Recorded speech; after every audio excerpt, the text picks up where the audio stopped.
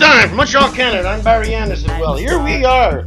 I enjoyed that show that I did with Alberino Maggi, known as Reno Maggi. I thought that was fun and exciting and informative for some of our listeners who like to find out what's going on in the court system, the administration of justice. I'll tell you something, if you listen to this show often, you're going to find out that I criticize a lot of things. And one of the things that I'm really upset about is the waste of time and money in the courthouse.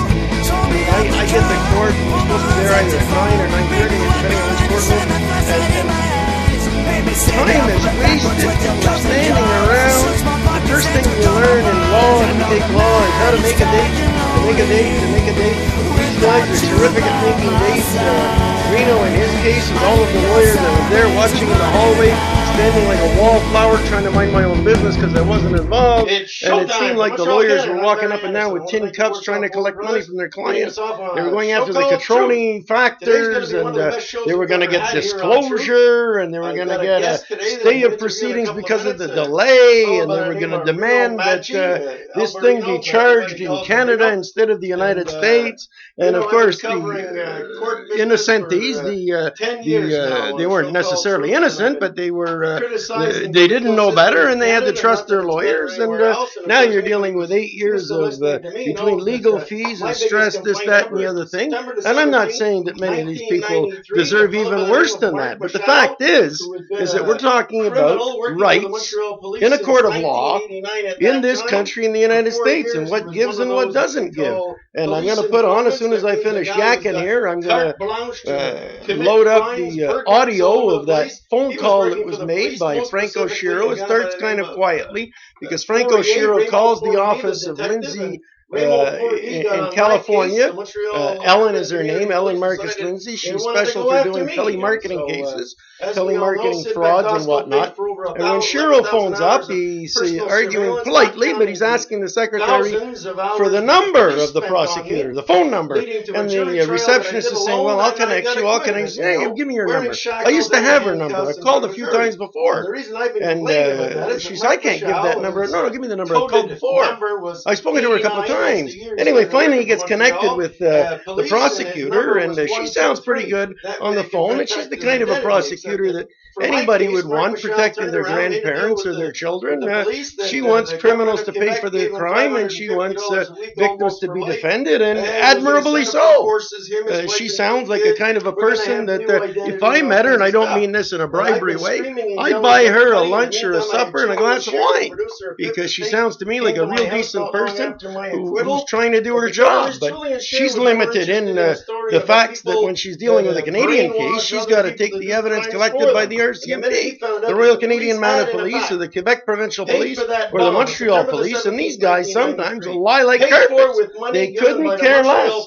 And in Reno's case, I've read some of the papers that are so badly distorted to the prosecutor. I mean, she's got a vision of Reno and Tony that is just horrible, and it was provided by our government. It's just not fair. She's got a preassumed prejudice, and on top of that, she finds out that Reno's lawyer had been recording her at least once, and Reno knows for a fact that he heard this other recording that is now claimed to not be real. Kevin Power had heard it replayed a week later, that recording that Reno wants.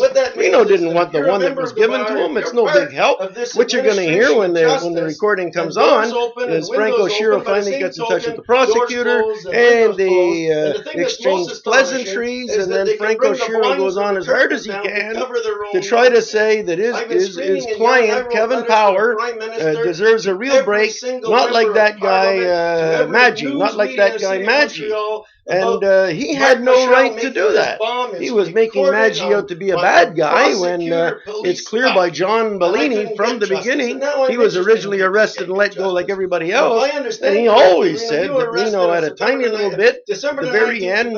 Reno had a problem with alcohol and drugs back in those years, over 8 years ago. And during a bad time in his life just before Christmas, according to the evidence and the allegations, he got involved in some stuff for a period of 5 days that he shouldn't have been involved in.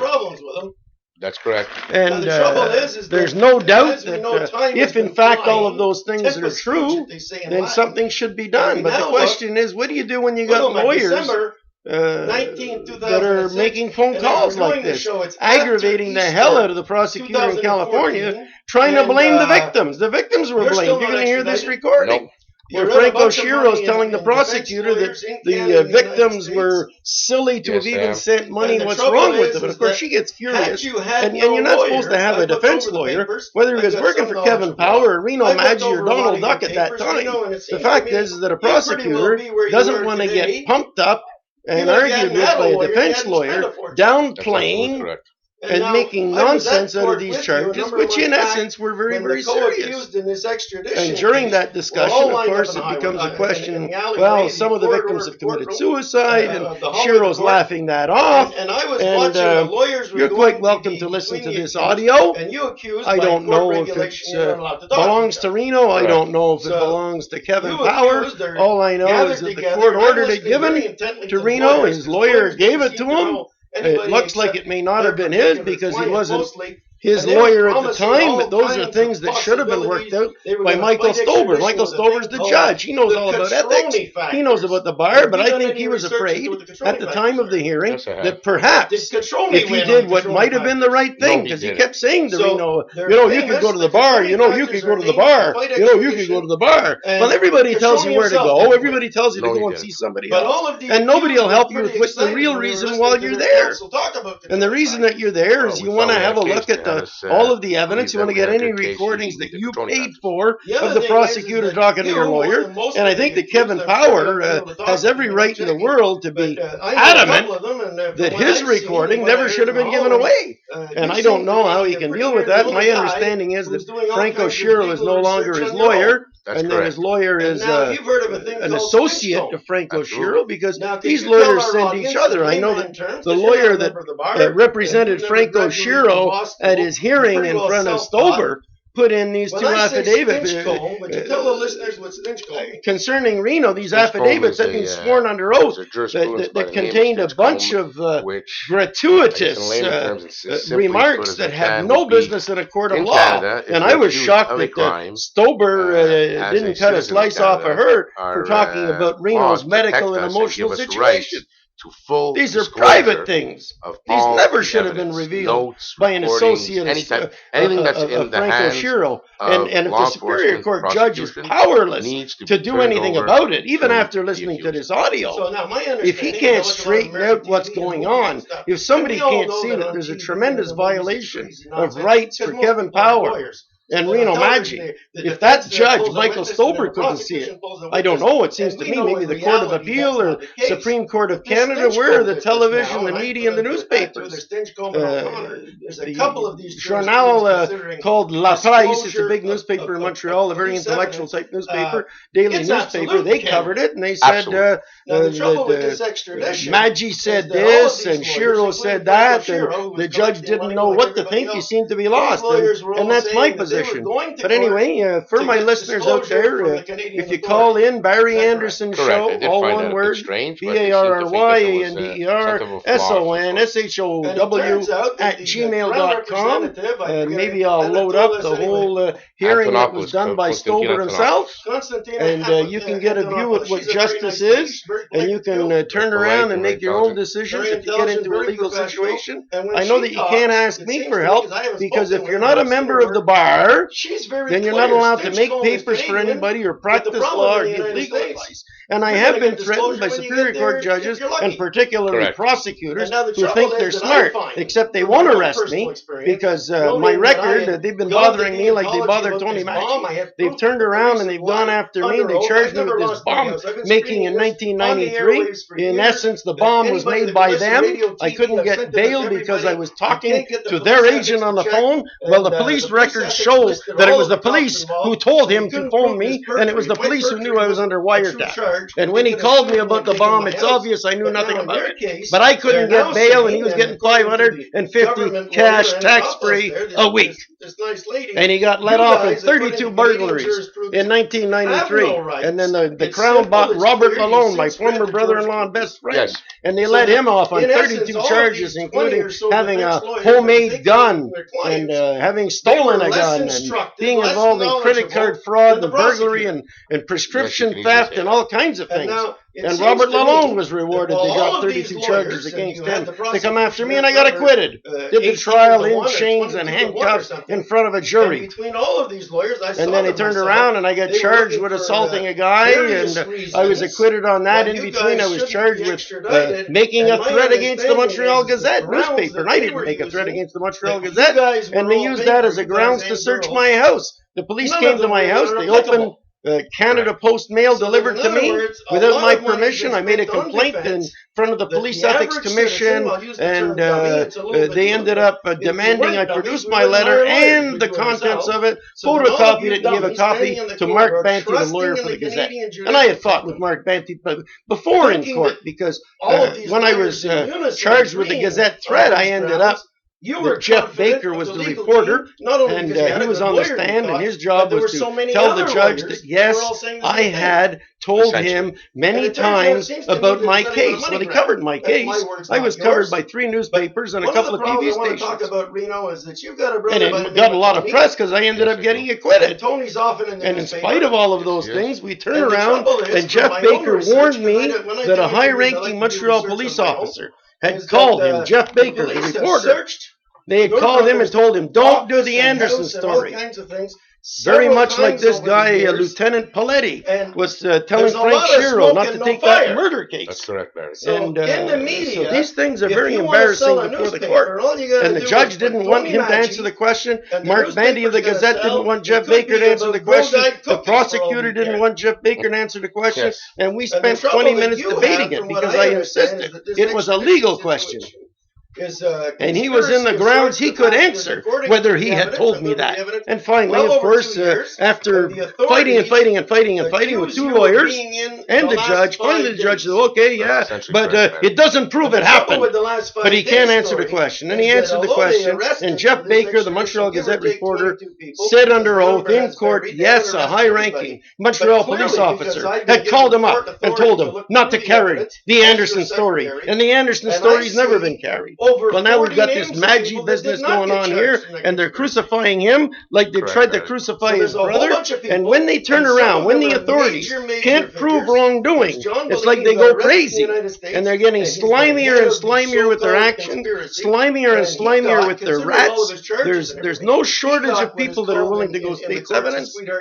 But this phone call here, a defense lawyer to a prosecutor in California, I hope you enjoy it and write to me afterwards. This has been Barry Anderson from Montreal, Canada. Stay in, the recording's next. On numerous convictions. And it's a similar situation to my story about Mark Michel, who worked for the police, is that John, what happened is that after he got arrested, Ellen Lindsay's phone number, please? he turned around and he exposed what he had been doing, but different than Mark Michel, because I checked out some of the John Bellini evidence.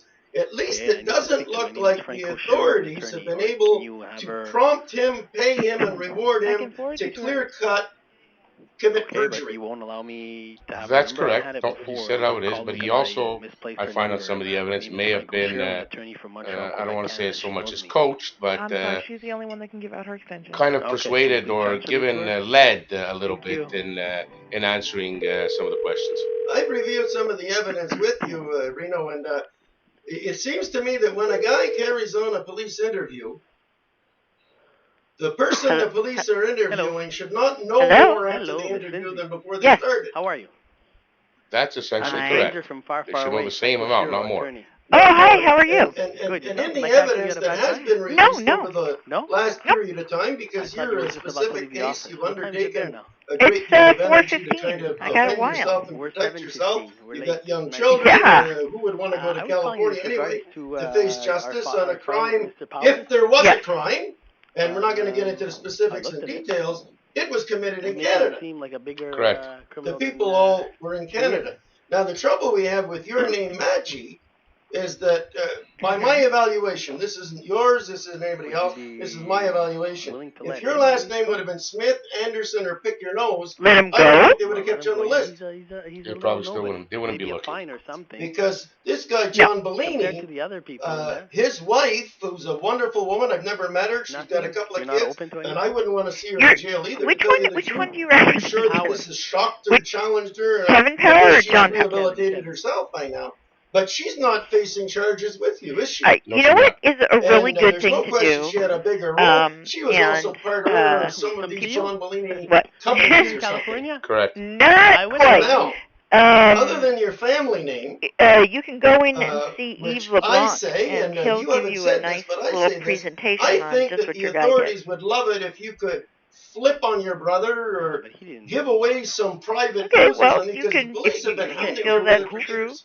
then Correct. And you several just of the keep times thinking that way, because I was hauled think in he's also, a really it bad was telemarketer. implied unless that I have- maybe they can help me out with I don't have everything. California if I From can what help them out. I was given, it So was the very thing little. is I don't know that what they else there is. suggested that Maybe you know more California than I could do. possibly go away if maybe Sorry. you knew some stuff that could Have be a helpful call. against your own brother.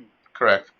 And So, the thing that I know is that compared when I to do what I've searches read on and what I Tony see the other Maggi, guys do, they call him a construction magnate, and I don't know all the Nothing. details. You as a family member and working with your brother, you've seen, you know the that evidence, right? he's done all kinds of Well, things I have in seen Canada. the evidence, but to Big be land honest with you, I sales haven't tax, whatever taxes are involved, real estate reviewed taxes.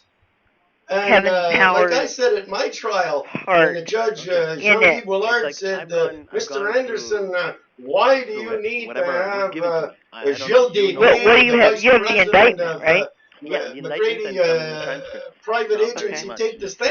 transcripts of a And my certain answer to conversation. him was, for over 11,000 hours of With surveillance my by that clients involved. private agency, they didn't You have a know, lot of he's evidence. nothing And compared with to- all of these to the searches rest, and like, things against your brother, his office, who was that? There was and I Peterman, don't Bellini, suppose you know the there was, details, maybe you do, I'm not Maggi. going to ask you for them. But You I know? suspect that Tony spent a pretty I think penny he was, just to protect actually. his own He was. Yeah. self. In So his I defense, think Mr. the best thing Chesney. for you to Yes, do he has. is to make an And appointment just with before I Eve, came here, I looked and the you can mayor bring your of client Quebec City in, and has he gone can on the sort record of lay it saying out for you if a Tony little Maggi bit better, so you have a better idea of what the evidence is against your hotel guy. in Quebec City Okay. called But the Concord, listen, then they won't even allow it. And the worst fact case is scenario, what that are these guys looking your at? brother is If you take it mistaken to with the somebody state, else in how is Quebec it City gonna anyway. help? This is what I'm Absolutely looking at. How correct. is it going to help society? Now, your brother, I don't know if he's It's in gonna therapy get or not, scum but he like should him be off in the therapy Scum like for the who? fact that they Like won't your let him go, client. no matter Do where you, he have you goes, listened where he to some of comes. the They're conversations? accusing Do you him know of what he was things. doing Yeah. to They're old not people? proving anything, So if but he, his so if name he is now scum, synonymous what's going to with happen to do Maggie? not do In business jail. with. Correct. Well, And it's not fair. the problem No, with not at all. Maggie is Because that we he see did on not TV, do this I particular remember type when of the telemarketing for as long as your guy Oklahoma City bomb went off. Okay. It hit the news up in So, Chicago.